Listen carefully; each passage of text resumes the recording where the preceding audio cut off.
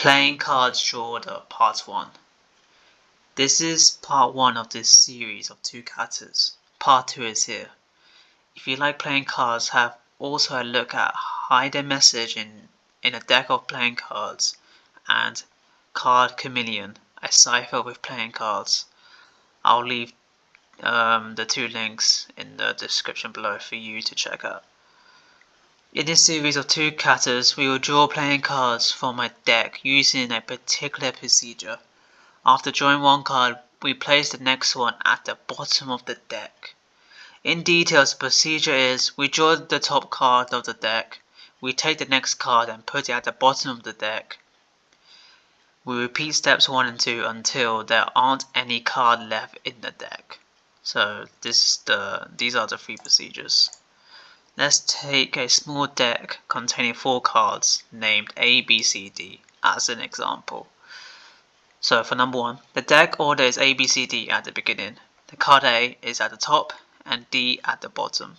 Number 2, A is drawn, the deck is now B, C, D. Number 3, B is placed at the bottom of the deck is now C, D, B. Number 4, C is drawn, the deck is now D, B. Number 5, D is placed at the bottom of the deck is now BD. Number 6, B is drawn, the deck is now D. And number 7, D is drawn. The order of the cards drawn is A, C, B, D. Your task: write a function accepting a deck of cards as argument and returning the cards drawn following the procedure. Each card is represented with a 2-character string. The rank of the card and its suit. So this is for the clubs, this is for the diamonds, this is for the hearts, and this is for the spades. A preloaded function allows to easily print a deck to the console. Watch this. The first argument is the deck to print. The second one is a boolean value allowing the selection of the character set, regular or Unicode. So this is the example. The const deck will return this. Right, I'm using JavaScript for this solution, and let's do it.